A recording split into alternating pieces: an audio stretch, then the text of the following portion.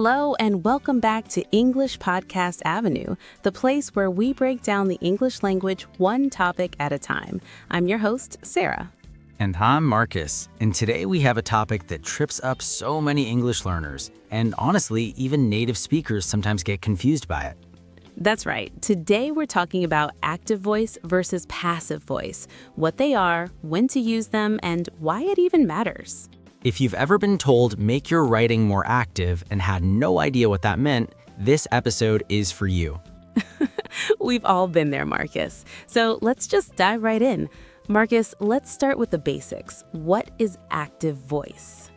Great starting point. So in the active voice, the subject of the sentence is the one doing the action. The subject is active. It's performing something. Can you give us a simple example? Absolutely. Here's one. The dog bit the man. The dog is the subject and the dog is doing the action, biting. That's active voice. Simple and clear. Now, what about passive voice? In the passive voice, the subject is no longer doing the action. Instead, the subject is receiving the action. So the same sentence in passive voice would be, the man was bitten by the dog. Oh, interesting. The man is now the subject, but he's not doing anything. He's the one being bitten. Exactly. And notice something. The focus has shifted. In the active sentence, we focus on the dog. In the passive sentence, we focus on the man. That's actually a really important point, and we'll come back to that idea of focus a lot today. But first, let's talk about how passive voice sounds and feels compared to active voice. This is where it gets really practical. In general, active voice tends to feel more direct, energetic, and clear. It's easier to read quickly and understand immediately. Think about news headlines, for example. President signs new law. That's active. Punchy, clear. You know exactly who did what. Compare that to new law is signed by the president. It's grammatically correct, but it feels heavier, slower. So for everyday communication, speaking, emailing, texting, active voice is almost always the better choice. For most cases, yes. Active voice keeps your message crisp and conversational. If you want to sound confident and direct, go active. But passive voice isn't wrong, right? Because I think some people here don't use passive voice and think it's some kind of mistake. Not at all. Passive voice is a perfectly valid grammatical structure. The key is knowing when it serves you better. And there are definitely situations where passive is not just acceptable, it's actually the preferred choice. Okay, I love that. So let's break that down. When should you choose passive voice? Let's go through the main situations. The first one is when the doer of the action is unknown. Like that phone example from earlier. My phone was stolen. We don't know who stole it. Right, saying someone stole my phone sounds a little awkward. The passive version sounds much more natural. What's the second situation? When the doer is unimportant or obvious. For example, in scientific writing, you often see sentences like, the samples were heated to 200 degrees.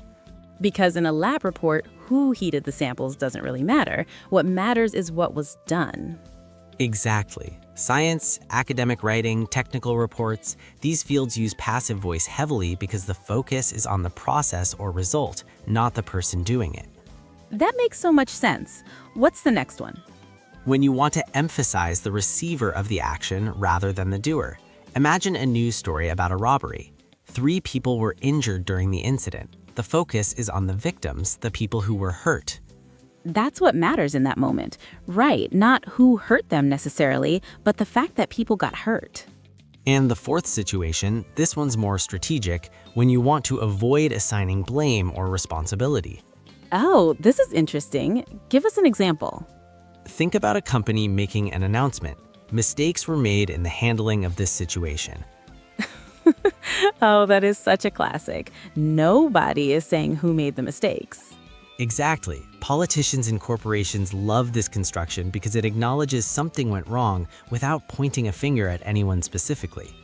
So it can be used strategically, even a little evasively, some might say. It can be, which is why when you hear a lot of passive voice from someone, it's worth asking, are they hiding something? Are they avoiding accountability? That's such a sharp observation. As an English learner or even a native speaker, being able to recognize passive voice helps you read between the lines. All right, so let's flip it. When should you actively choose active voice? Pun intended. Nice one. So active voice shines when you want clarity and directness. In business writing, for example, our team completed the project on time is much stronger than the project was completed on time by our team. The first one sounds confident. The second one sounds like you're distancing yourself from the achievement.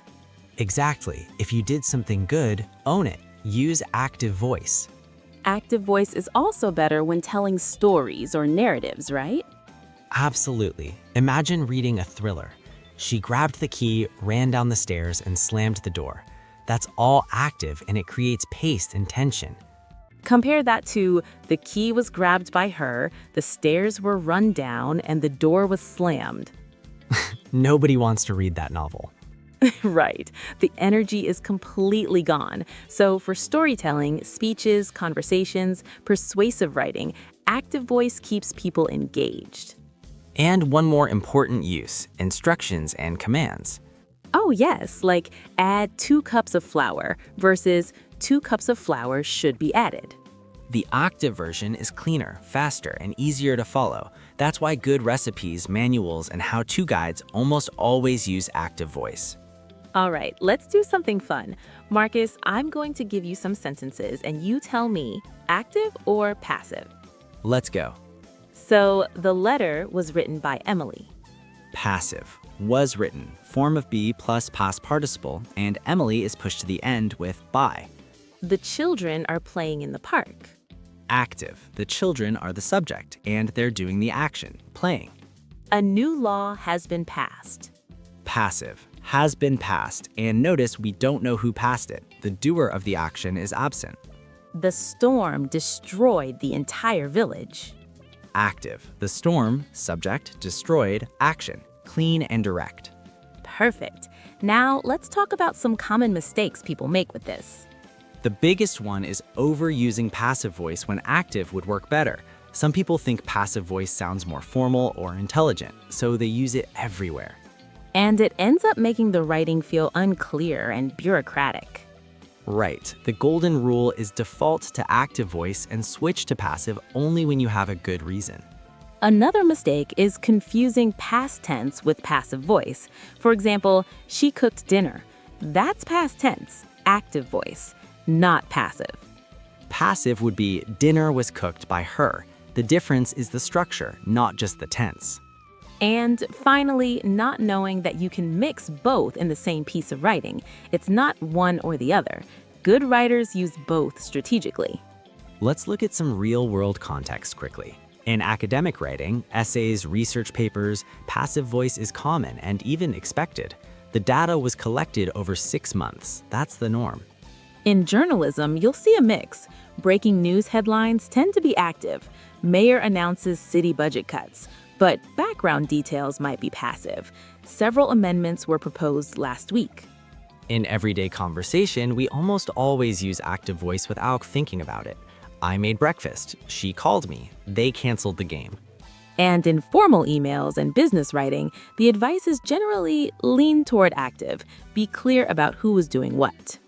Instead of, it has been decided that the meeting will be postponed, try, we have decided to postpone the meeting. So much clearer, and it shows ownership and accountability. All right, let's bring it home. Marcus, give us the big summary. Of course. Here's today's key takeaways. 1.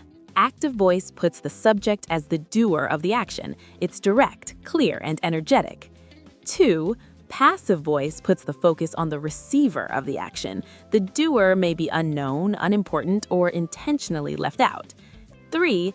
Use active voice for storytelling, instructions, business writing, and most everyday communication. 4. Use passive voice when the doer is unknown, unimportant, or when you want to shift focus to the result or receiver of the action. 5. Neither is wrong. Great writers use both intentionally and strategically. Beautifully said. And here's my final thought. Once you start noticing active and passive voice in the writing and speech around you, in news articles, in political speeches, in your own emails, you'll start to see just how powerful this grammatical choice really is.